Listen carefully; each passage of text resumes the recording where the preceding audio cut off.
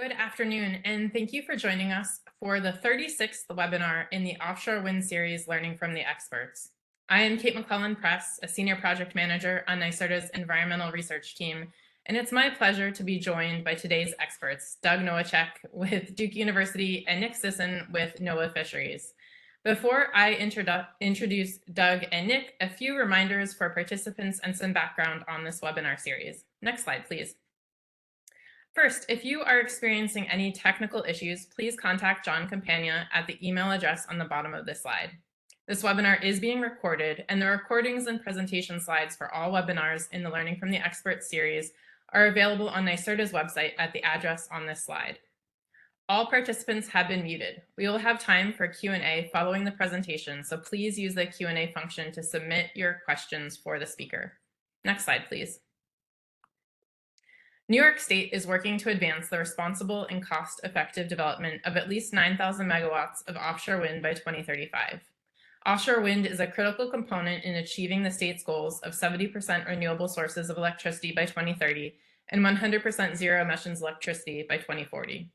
While offshore wind has been providing clean energy to other parts of the world for several decades, this industry is brand new to New Yorkers. To provide interested stakeholders and members of the public with accessible, impartial information and opportunities for engagement on specific topics of interest, NYSERDA is hosting this educational webinar series called Learning from the Experts to connect the public with independent experts in key topics in offshore wind. We endeavor to select Learning from the Experts speakers based on their expertise, not necessarily for an alignment of opinions with NYSERDA or the state of New York. If you would like to suggest a topic or speaker for a future webinar, you can email us at offshorewind@nyserda.ny.gov or fill out a survey, also available on our website, nyserda.ny.gov/OSW webinar series. Please note that the views and opinions expressed in this presentation are those of the presenters. Next slide, please. It is now my pleasure to introduce Doug Nowacek and Nick Sisson. Doug Nowacek is a university professor in the Nicholas School of the Environment and the Pratt School of Engineering at Duke. Doug has focused on the bioacoustics and behavioral ecology of marine mammals, primarily cetaceans, for over 30 years. And his work also includes technology development for marine conservation research. In his joint appointments in the schools of environment and engineering, Doug works to bring new technologies to compelling marine science and conservation research questions. One of the current marine conservation issues that is an emphasis of his work is ocean noise and its impacts on marine animals, particularly mammals, but also fish and turtles. Nick Sisson is a marine resources management specialist in the Protected Resources Division at the NOAA Greater Atlantic Regional Fisheries Office. Throughout his career, Nick has used novel tools and technologies to study the physical and biological processes that affect species distributions and their interactions with human activities. Nick's current work focuses on evaluating the effects of offshore wind energy products on ESA-listed species and fostering collaboration between regional scientific and management efforts to inform the understanding of the ecological effects of offshore wind energy development in the marine environment. Thank you all, and now I will hand things over to our speakers. Super. Thank you, Kate, for that wonderful introduction, and thanks to you, Kate, and the NYSERDA group for the invitation, and also the fantastic support and organization of this webinar. I've used some of the recordings myself, so thanks for the opportunity. Okay, so I wanted to spend a little bit of time talking to you today about a couple of specific potential threats to marine mammals with offshore development. But it's important really to start with a quick thought about the environment that we're talking about, which is I've zeroed in a little bit more on the sort of middle and northern New England, as we have a lot of information about the oceanography, and I just wanted to say a word about the dramatic changes that are occurring in the oceanography around the world, but certainly in this part of the world that we're discussing. The upper left graphic shows the general circulation patterns coming down towards the New York Bight and New York. We were just out there tagging fin whales, which I'll come to later, and some work their way down from near Martha's Vineyard down to just south of Montauk. So animals are moving back and forth. But I just wanted to frame this a little bit. The shelf break processes you see in the right. And I'm thankful to Glenn Gorkowitz for a lot of these graphics that he's put together. But basically, I'm not going to go into it in detail. It's not my area. But what we're seeing is, and you can see in the lower left, the marine heat waves that are hitting. And when we were out there just a couple of weeks ago, we had sargassum and flying fish and billfish up near Martha's Vineyard. So things are changing, regardless of what we want to discuss as far as causes or what we do about it. But that lower right shows you that the increases in marine heat waves and days in intensity are picking up quickly. So I just wanted to say this because the oceanographers are basically having a hard enough time keeping up with understanding how this environment is changing.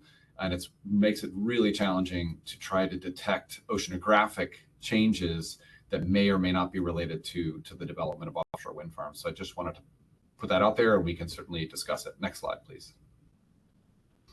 Okay, so potential threats, and it's important to frame these as potential threats, and I try to frame this in this kind of language regardless of what I'm discussing, whether it's offshore energy development or construction or shipping or whatever. And I think the other point here is to remember that regardless of what our activities are in the ocean or wherever, there's really no free lunch, as it were. There's nothing that is going to have zero impact and as we develop these things. And offshore wind is no exception to that. There are things that happen that are potential threats. And it's important to maintain that moniker while we go forward. Okay, next. And we can just flip through that whole first set about noise, if you don't mind. Thanks. So folks are quite worried about noise. There's several more sub-bullets there if you want to go ahead. This graphic from NOAA obviously isn't necessarily focused just on wind, but remember it's a noisy world out there underwater, and there are several human sources that we'll talk about, and I'll come to them in a bit. But basically, as we move through the wind development, we've got site characterization. So the developers need to know what the bottom is made of, how deep the sand is, are there rocks, are there, what's happening on the bottom. So for monopiles, for other ways of fastening the turbines to the bottom, whatever it may be. And obviously for the cable corridors too, need to know what they're up against in terms of laying cable. Pile driving, of course, is the loudest operation in all of this. The good news is that it's mitigatable to a certain extent, to a large extent, given some of the bubble curtain technologies or other technologies that are being implemented in U.S. waters and have been around the world. And then the operational phase sometimes gets a little bit less attention. There is some really nice data from Europe in terms of the levels of noise produced by the turbines when they're actually operating. It's measurable. It's not zero, but it is not as loud as a lot of other activities. Not that makes it better, but it is not as loud as some of other activities. Okay, next slide, please. So the increased vessel traffic and this somewhat remains to be seen how much maintenance is going to have to go on and how the companies handle that. And what comes along with increased vessel traffic is obviously increased chances of, you can go ahead and tick through those, increased risk of ship strikes, and then also the noise of the vessels themselves. How much it's going to add to the overall total of vessels moving in and around the area. In some places like the New York harbor and shipping lanes, there's a lot of vessel activity already. So again, it's not zero, but it does need to be taken at face value for how much vessel traffic is going to be added. But those are the potential threats, really, of increased vessel traffic. Okay, next, thanks. The wake effects, both in the air and water, and I can tell you this was an extraordinary image that has hardly ever, if ever, been replicated. It was just the right conditions of fog and moisture in the air and wind. But it certainly brings across the potential that what happens when wind blows over the turbines is it creates wakes. And so there's some concern about what that's doing to the oceanography downwind and downstream underwater of the the turbines. And so the water flowing over the turbines creates turbulence. But I'm not going to get into that as much today for lots of reasons. There's just not time. And then also there's a National Academies of Science, Education and Math, Science, Engineering and Math, excuse me. That is the panel report is under review, looking exactly at this issue. Okay, next slide. Okay, so this graphic is really to help folks to get a handle on what it is as behavioral ecologists, as acousticians, as acoustical oceanographers, that how we think about this. And I'll come to the bulleted list of sources in a minute, but I wanted to put them up there, get folks familiar with them. But basically what I wanted to get across in this is that we are looking at the frequency of sound across the x-axis. And just to give you a reference, that 1K, that 1 kilohertz, that's about where my voice is, a little bit below 1 kilohertz. Humans, we hear from 20 hertz to 20 kilohertz, and this is a log scale on this, on both axes, actually. So what you see are in red are the human sources of sound, in green are invertebrates and fish, and then in light blue are the cetaceans, and then in dark blue are some of the naturally occurring sounds, which of course for earthquakes and volcanoes are absolutely the loudest. But the two things, one is the level, and dBs are always confusing to folks, and we can get into it in Q&A if you want, but every 10 dB is an order of magnitude. So 6 dB is even a lot, 3 dB is a lot. So because the whole thing's logarithmic.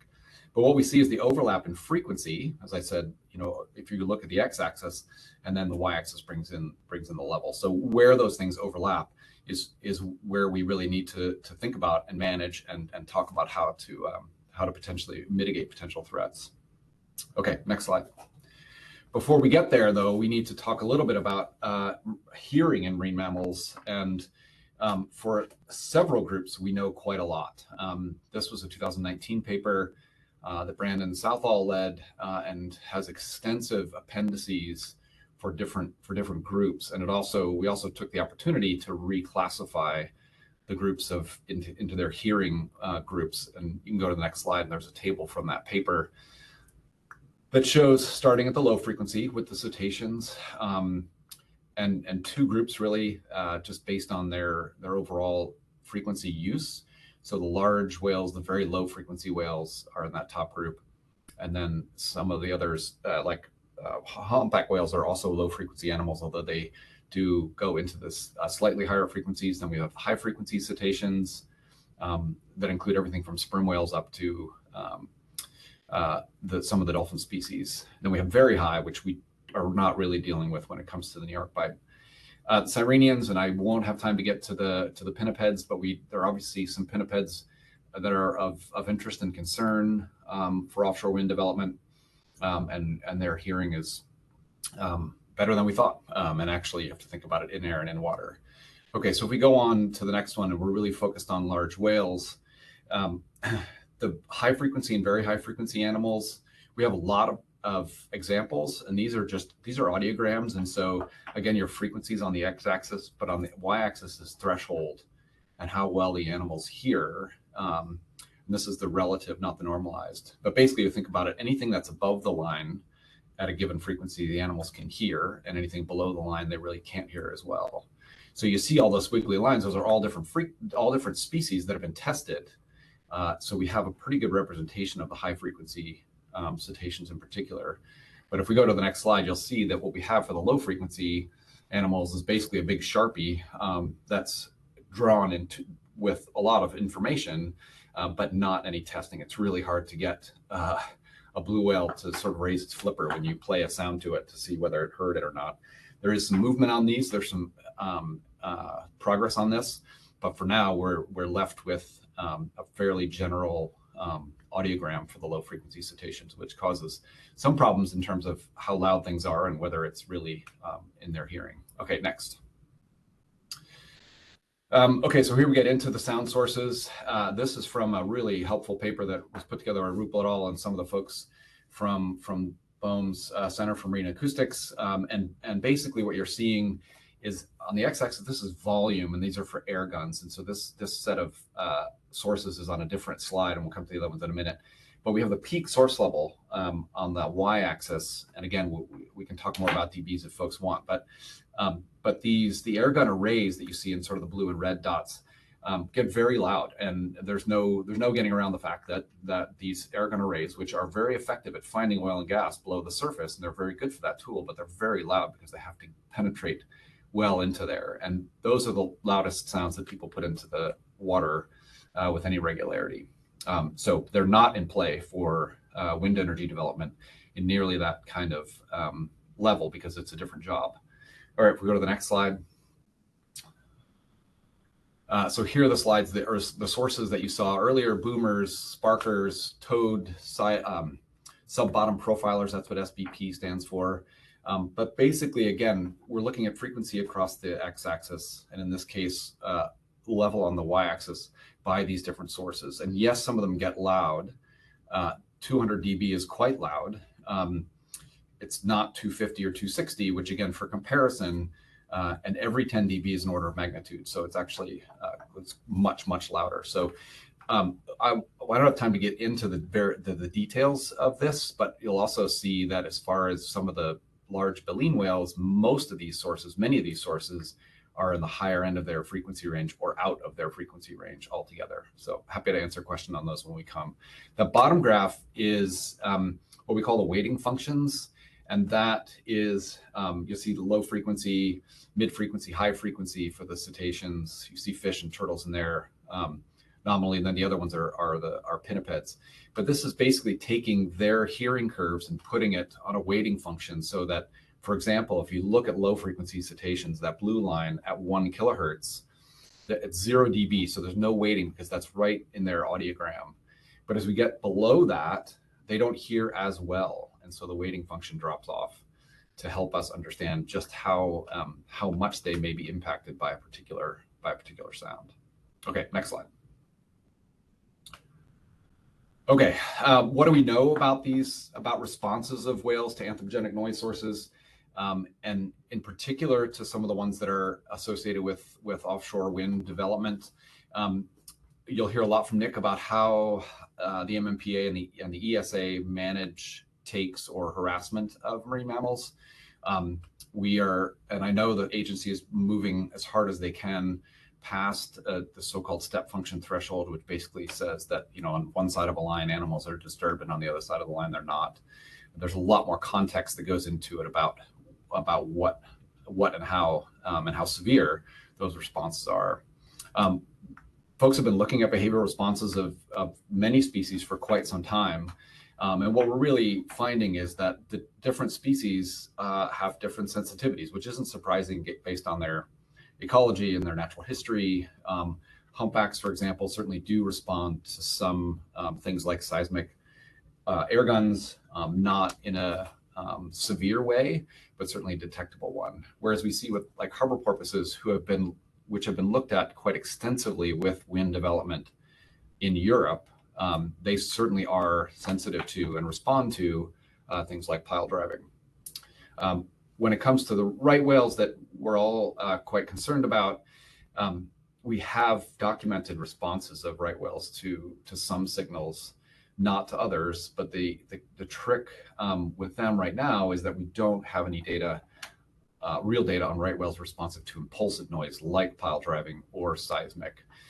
So we do have insights from bowheads and construction that happened previously in the Arctic, and some of the pile driving. So we do have something to go on, but we'll have to be in the process of collecting data and taking precautions as necessary. That link at the bottom is the guidance on acoustic thresholds and behavioral thresholds and hearing thresholds for marine mammals. Okay, next slide. 2 slides here on what we do know at this point about large whales and wind. In particular, I certainly am happy to field questions about the humpback strandings along the mid-Atlantic. But if you a couple things, look at the graphic there. That's just a histogram of strandings in the mid-Atlantic for humpbacks across years.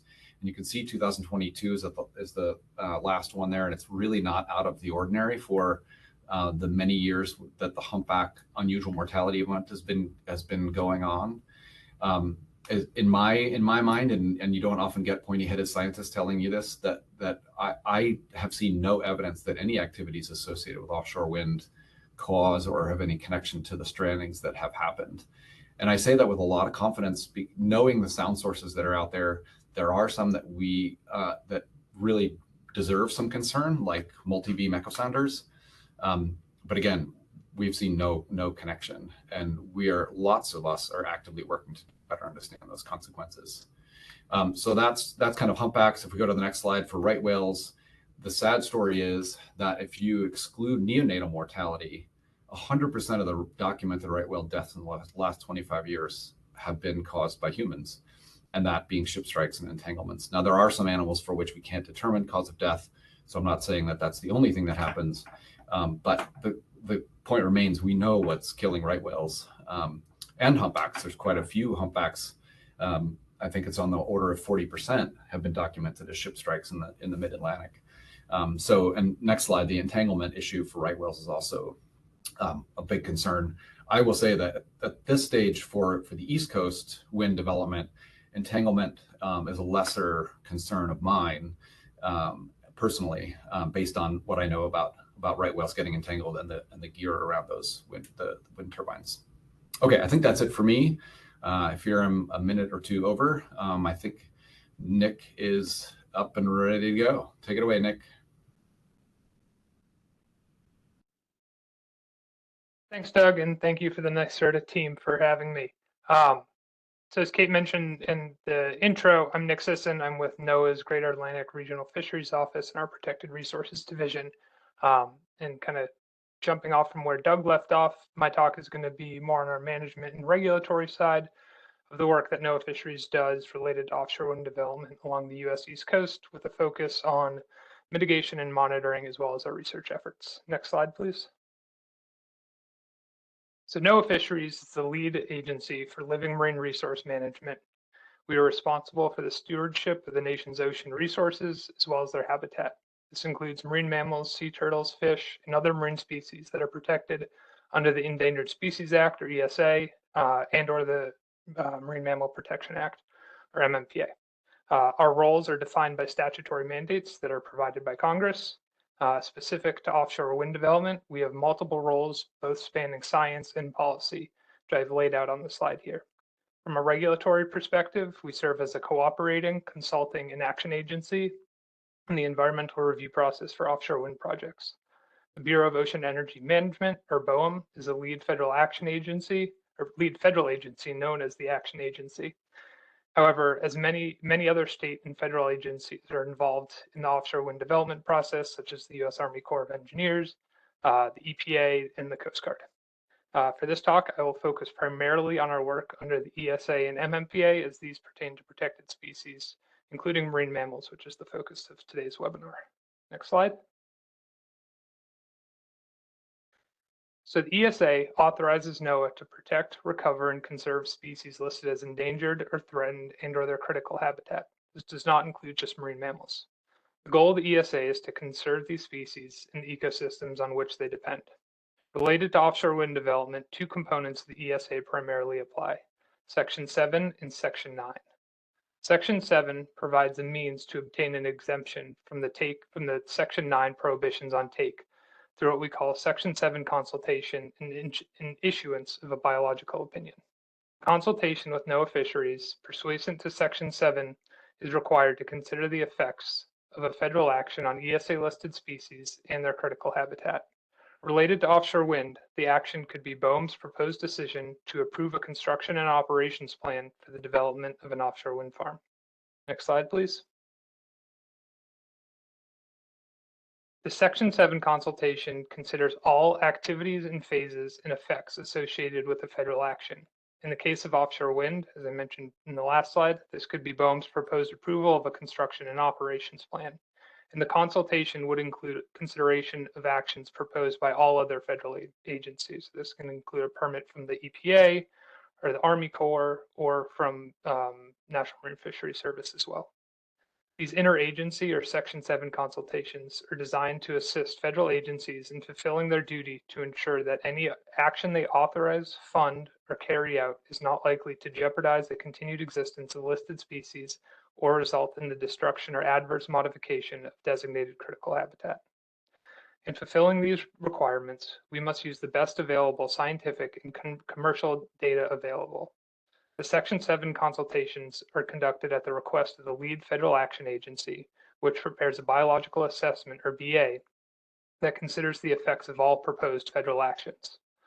NOAA Fisheries then responds to that BA with what we call a biological opinion, or BIOP.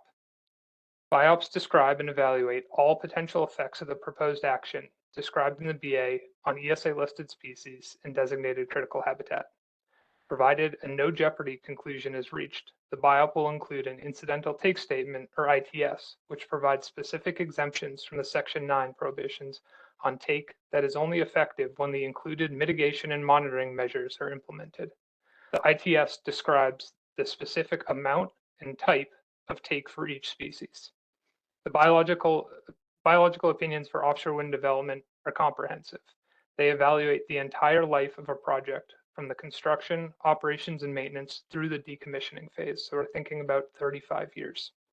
They include all federal actions associated with each single project. So this could include BOEM's authorization, an authorization under the NIMS MMPA program, an Army Corps permit, any other permit issued by a federal action agency related to that specific offshore wind project.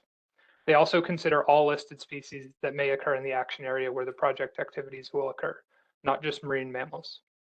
And lastly, if the project changes or new information indicates the project is having effects that were not anticipation, there is requirements in the regulations where reinitiation of the biological opinion and consultation may be required. Next slide, please.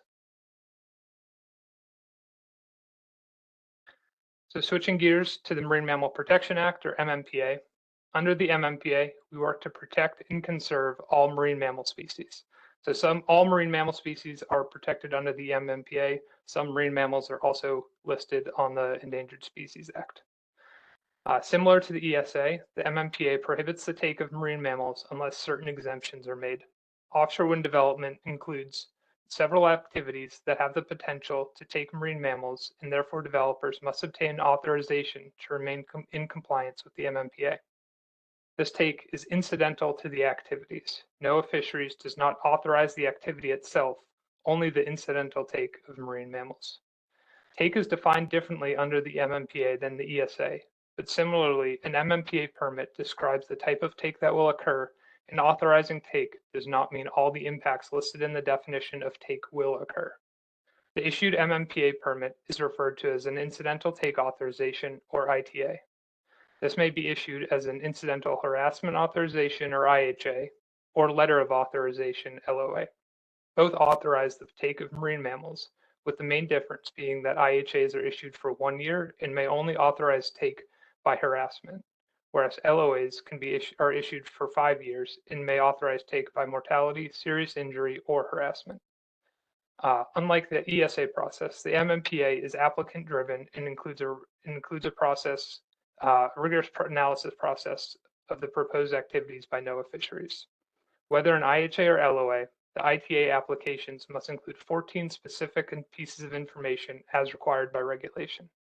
When fully addressed, these 14 pieces of information are designed to provide a narrative that explains in detail the action, the nature of the action's anticipated effects on marine mammals, their habitats, the availability of marine mammals for subsistence uses, the methods of mitigating, monitoring, and reporting on the effects of the action.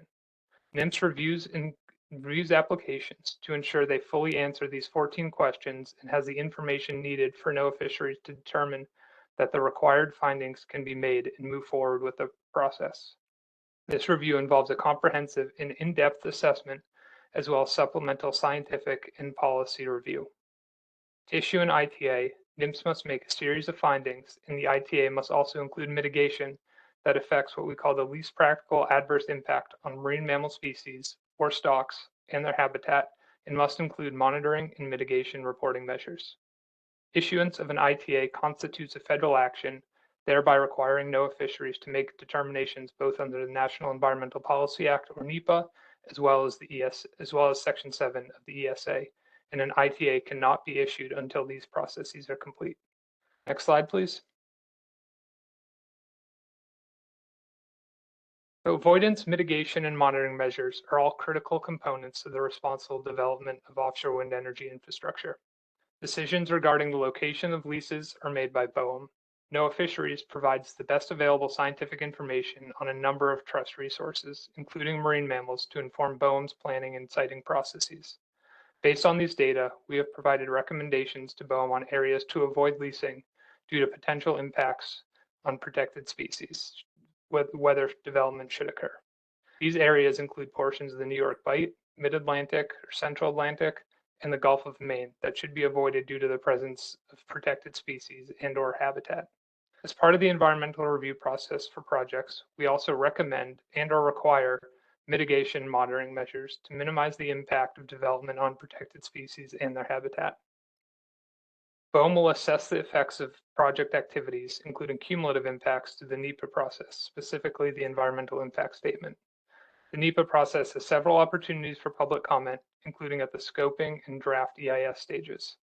As previously mentioned, the ESA and MMPA may also apply in these situations, and there's additional opportunities to require mitigation and monitoring measures. And this slide shows kind of through each statute where there are opportunities for mitigation monitoring measures to play in. Next slide, please. Both the ESA and MMPA require monitoring of take that occurs, as well as the inclusions to minimize the amount or extent of take for the ESA and to mitigate the take for MMPA. Under the ESA and MMPA, both avoidance, mitigation, monitoring measures have been required to date for multiple offshore wind projects or activities for many different projects. These measures vary by activity and phase of each project. Measures are project specific and are formed by the best available science to effectively minimize and to monitor the effects of the proposed activities on protected species. We carefully consider each project individually and how to minimize impacts to the greatest extent possible, as well as the manner and to degree of which the mitigation monitoring measures are expected to minimize the probability or severity of impacts to protected species. Measures have included the use of, but aren't limited to, clearance and shutdown zones to monitor for protected species, the use of protected species observers or PSOs to monitor these zones, alternative monitoring equipment if poor visibility conditions arise to maintain these zones, vessel strike avoidance measures for all vessel strike activities, passive acoustic monitoring to listen for marine mammals during certain activities, noise attenuation systems to minimize noise exposure, sound field verification to determine the distances to thresholds of concern during pile driving, time of day and time of year restrictions to avoid impacts to protected species during certain periods of the year or day or life periods of the species that may be present, as well as extensive reporting requirements. ESA and MMPA documents for all completed projects to date are all available online and go into further detail about mitigation and monitoring measures required. I've included a slide of links at the end of this presentation.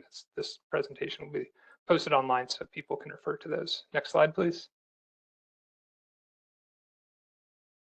We've also developed a number of technical resources related specifically to our statutes and also to improve regional monitoring efforts.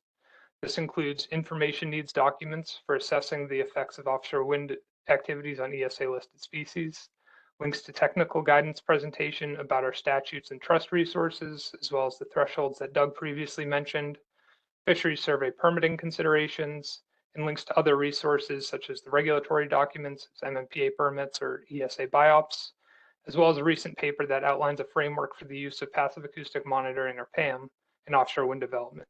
We have also developed standardized PAM reporting templates related to this effort for PAM data submission, and these can be found on our website. I also wanted to highlight the BOEM and NOAA Fisheries North Atlantic Right Whale and Offshore Wind Strategy. This outlines how to protect and promote the recovery of North Atlantic right whales while responsibly developing offshore wind energy. Appendix B provides a general description of preliminary measures that both BOEM and NOAA Fisheries consider having potential to avoid and minimize impacts to North Atlantic right whales from offshore wind activities. This was recently out for public comment and is now being finalized. These resources are meant to help stakeholders in their evaluation of project impacts, improve regional coordination, and be a central location to find information relative to our efforts on offshore wind development along the U.S. East Coast. All of this information can be found on our offshore wind in the Greater Atlantic Region webpage. Next slide, please. Given the range of effects from offshore wind development and the uncertainty that surrounds potential impacts, from the management perspective, we work closely with our science centers as well as external partners to ensure data collection and research is done in a way to maximize its utility for the management of NOAA trust resources and the understanding of interactions from offshore wind development. We coordinate actively within NOAA to improve our understanding of the effects of offshore wind development on protected species and their habitat, including regionally through the Regional Wildlife Science Collaborative, or RWSC. These efforts include data collection and research during ongoing offshore wind project activities to inform our evaluations and understanding of the effects of wind development on our trust resources and ocean users. Some specific efforts include oceanographic and zooplankton modeling to inform field data collection on wildlife distribution and movement, exploring collaborations on ocean modeling to assess potential impacts, as well as passive acoustic monitoring in the wind energy areas. And this is both from a research perspective and a general data collection perspective. We also plan for uncertainty through expert elicitations, marine spatial planning, identifying short and long-term research objectives such as oceanographic modeling, adapting our survey enterprise, developing resources and tools to aid in decision-making, collaborating on mitigation, monitoring, and reporting strategies to avoid and minimize potential effects. Our science and management collaborations also include external partners such as Doug and his team working on the DOE-funded Project WOW, where myself and another colleague are external advisory board members. My last slide is the relevant links, which we don't need to go to, and with this, I'll pass it back to Doug. Awesome. Thanks, Nick. Kudos to NOAA and BOEM and the other agencies in DOE. Certainly lots of great folks working at very difficult, tough problems. So I and Nick, feel free to jump in wherever you like. When it comes to what's happening with research, I'm obviously most familiar with our project. I don't mean to, there's lots of other things going on, both developer funded as well as, lots of funding sources, states, NGOs, lots of folks out there that are concerned and interested in collecting data. But I just thought I would run through a couple of the things that we're working on. As Nick said, this is a 5-year effort co-funded by DOE and BOEM to look at potential impacts of offshore wind on marine mammals as well as birds and bats. But we'll obviously just focus on the marine mammals today. Yeah, next slide. So I'll try and kind of whiz through these just so we have time for Q&A. But our focal areas for research are the southern New England on the left there, and in particular, Lease Block 501, which is Vineyard Wind, who's been a great partner, and just thinking about how to integrate research activities with what they're doing and notifications of what activities are happening and so on. We were just out there, and in fact, we're right in between South Fork, which is over to the west a little bit, and Vineyard Wind. The other site is Equinor's Empire Wind 1 and 2. They have also been great partners, the folks at Empire and Equinor, again, in thinking about planning research efforts, some of which have happened, some of which are just imminently to happen, and then in the future. But what's happening on the sites? How can we integrate it to get the best available data, the best possible data, to look into the the potential for these impacts? Okay, next slide. And again, I'm going to fly through this. We have a great mammal research team as part of Project WOW, and we're focused on the things that DOE and BOEM asked for in the FOA, which is responses of marine mammals to construction noise, and then also changes in habitat use.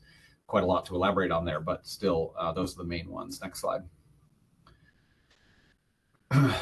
We were just out on the research vessel Song of the Whale, which has great acoustic capabilities, and also we were quite successful in putting some tags on, and we can just go ahead and flip through the slides. These various parts of tagging on fin whales, and so we were quite successful getting tags on, photogrammetry, collecting blow samples to look at hormone levels potentially related to stress or otherwise. We're also proving some new technology. Yeah, that's great, thanks.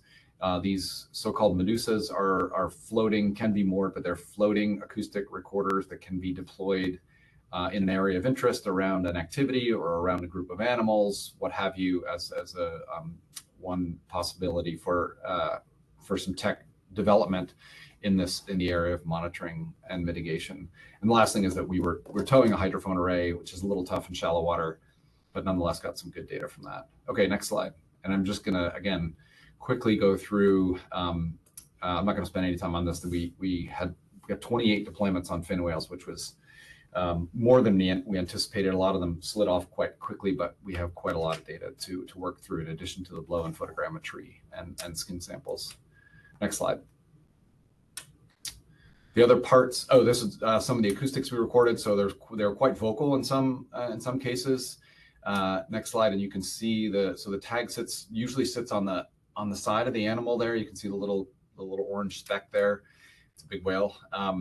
But we got a lot of recordings of calls on that, and even some repeated things, which are, we're looking at in the context of song. Okay, next slide. On the passive acoustic side, as Nick mentioned, there's quite a lot going on. All of these are passive acoustic sensors from a variety of agencies and projects.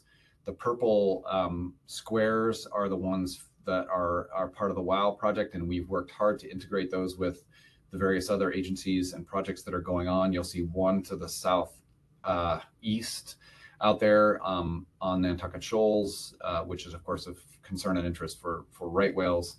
We have a similar activity going on for the New York Bight for Empire Wind 1 and 2 in terms of integrating what we have for resources in terms of sensors and what's already out there. I will say about passive acoustic monitoring, it's a great technique because it can sit out there and just listen all the time.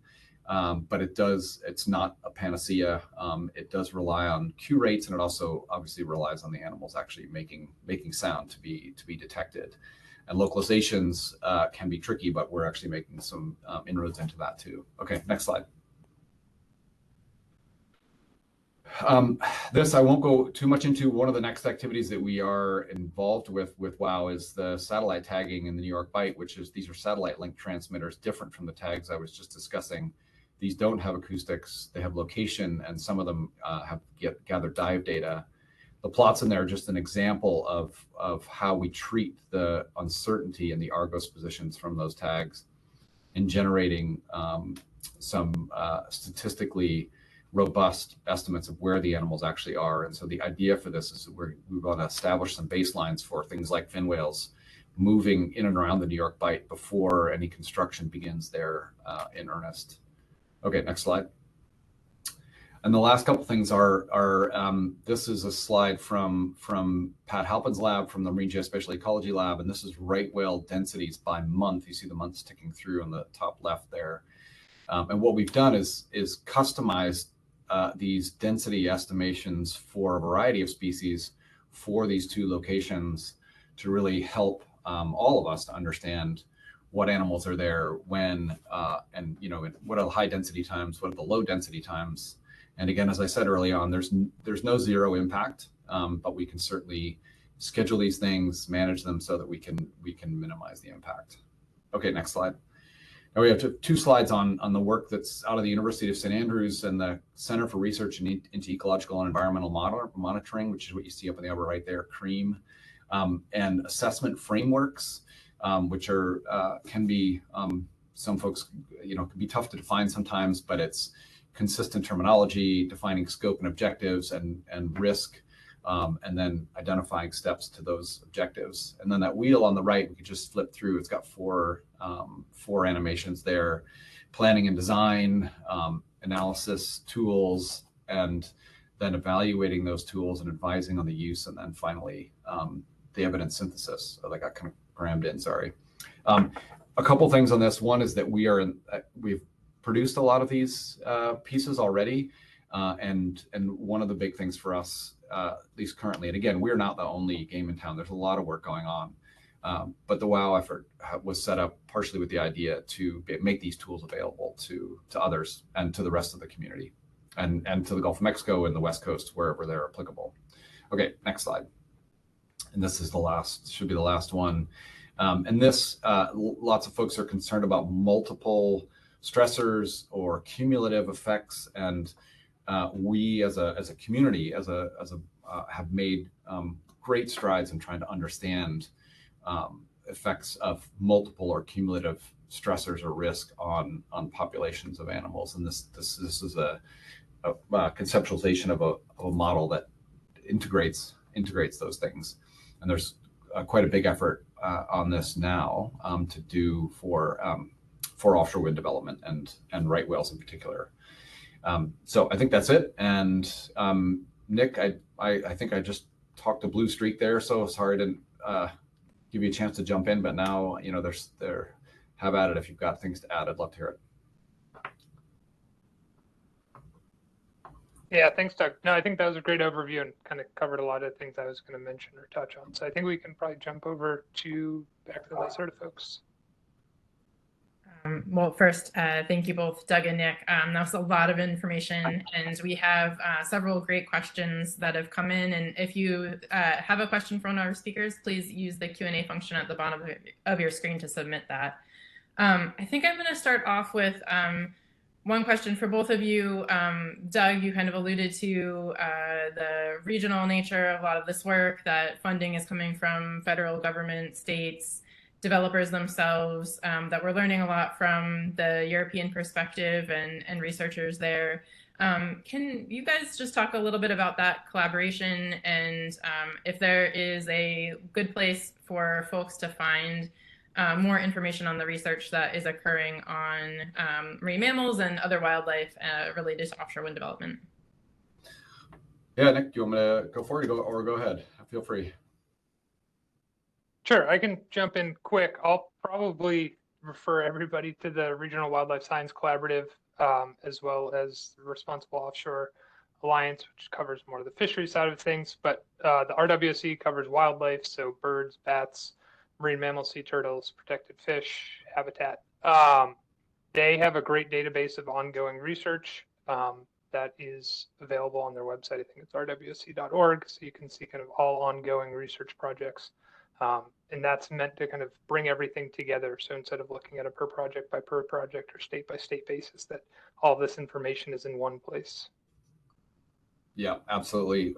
Certainly second that. The RWSE is doing a great job and works, I know, closely with NYSERDA, and we as Project WOW work quite closely with RWSE as well. I think that is a great place. There are some other programs out there, Whales of New York. There are a couple other New York focused efforts, and some New York, New Jersey. But I think those are the places that I would go to see what's actually happening. Great, thank you. So Doug, you talked about a lot of different research activities, passive acoustic monitoring, the tagging activities that you're currently doing. Can you and Nick talk a little bit about how that actually informs some of the mitigation methods that are being employed? Yeah, absolutely. Great question. I'll take one step back. In working with the developers, we're trying to, one of the ideas we had in the WOW proposal was to do what we termed an opportunistic BRS, which is basically taking advantage of some of the activities that are already vetted and permitted and proceeding, and then trying to sample animals in and around those activities, which is not a small feat in terms of coordination, but it'll give us the opportunity it has given us the opportunity to sample animals where things were already happening. To extend that specifically to the question about how it's applied, like a lot of scientific endeavor. Sometimes these things take a little while. We do try to get some quick look things out to if there are big results or results that we didn't expect or something that really needs to be taken into account. But again, we provide that to the agencies to then incorporate into future assessments and future authorizations and things like that. So it does take a little bit, but it's very much focused on basic research questions that can then be fed as quickly as possible into the regulatory process. Nick? The thing I'll jump in with is that, I mean, I think building off of what Doug said is that there is kind of this continual feedback loop of that you have the researchers, scientists, academics out in the field collecting data, then it's applied from the agency perspective, but then we always kind of have continual questions of things that need to be answered, whether it's a new stressor or a new change or different species. And so there's this feedback loop of applying what has been published, what has been found so far, but then also trying to figure out what else we need to know. And so from a regulatory perspective, we have statutory requirements to apply the best available scientific and commercially available information, but that is constantly changing. So each project is evaluated independently at the best with the best available information at that time. The regulatory documents kind of go into the rationale behind all of those things with the information that we have at that time. As we work on and analyze a new project, we're constantly reading, attending conferences, meeting with researchers, partnering with researchers to answer the new questions we have or trying to get more specifics. And so even if we think we feel like we have a good understanding, there's always more to figure out. So it's a continual evolution of a process. Great. And actually this kind of is a nice follow-up for that. How have developers been part of the process in evolving mitigation requirements and the research that is going on? What has their role been in those two processes? Yeah, Nick, feel free. Yeah, so I'm in a kind of interesting boat on this one. I work on more of the ESA side of things as opposed to the MMPA side of things. So I have a bit of a degree of a separation between the work I do and developers. The MMPA process is a much more applicant-driven process. In this case, the applicant is usually the offshore wind developer. But we're in kind of close coordination kind of throughout the process, whether I'm working with my BOEM colleagues or the MMPA colleagues.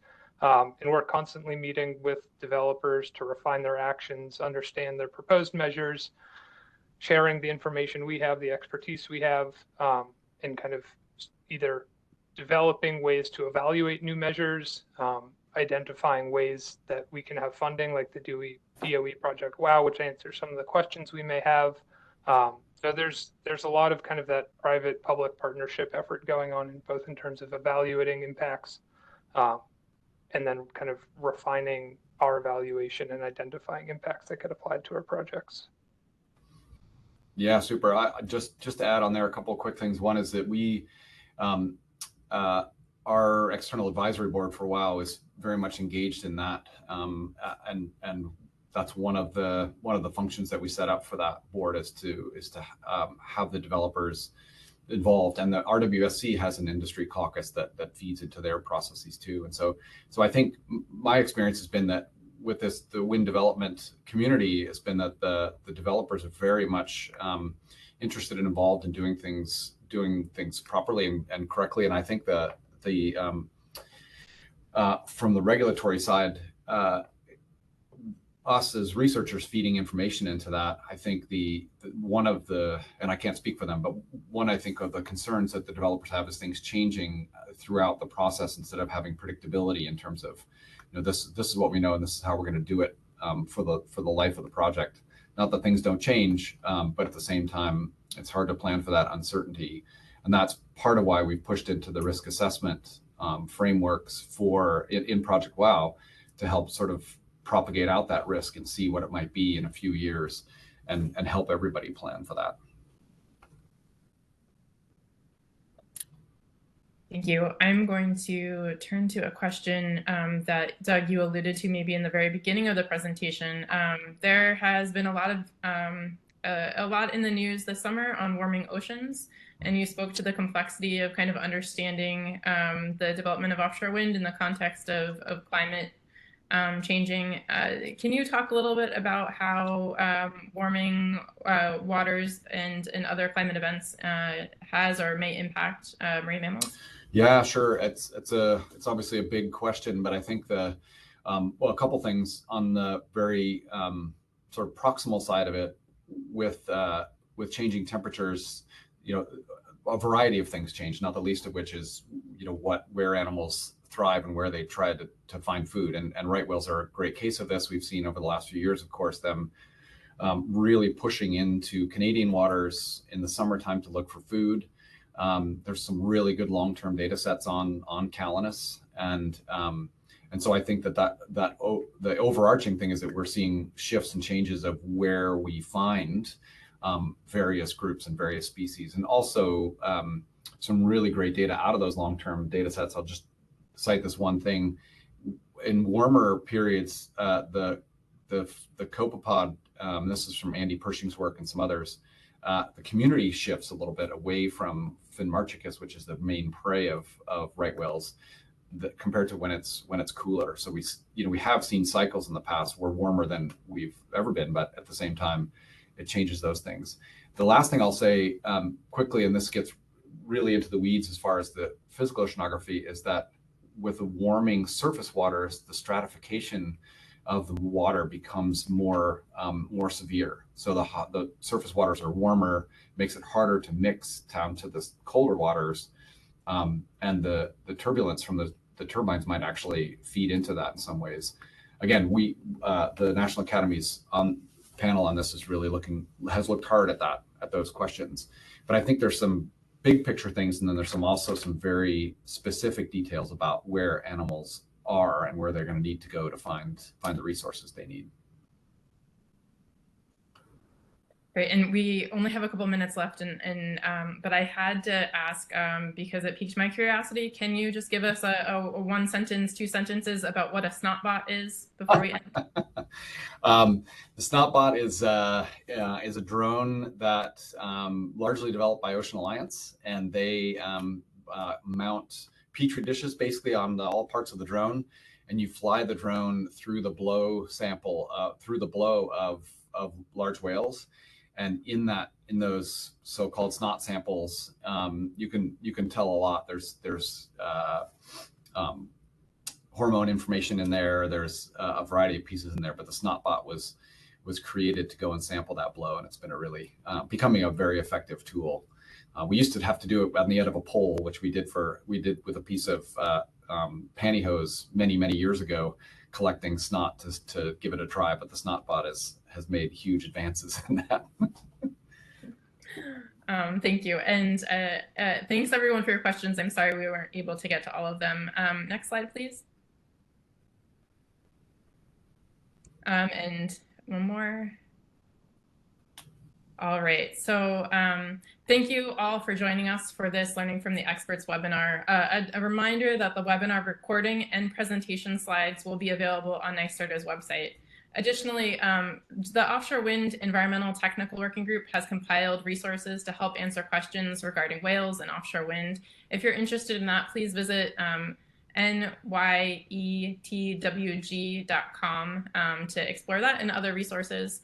Our next webinar in the series will be on September 20th. It's going to be from 2 Danish experts that will be discussing how to tap into the offshore wind supply chain.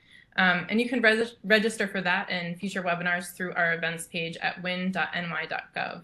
We also encourage you to check out past webinars in the series on NYSERDA's website and YouTube channel. If you have any requests for future topics, or you would like to hear about in this webinar series, please email us at offshorewind@nyserda.ny.gov or fill out our Learning from the Experts survey posted on our website. Again, thank you for joining us today, and thank you to our speakers. See you next time.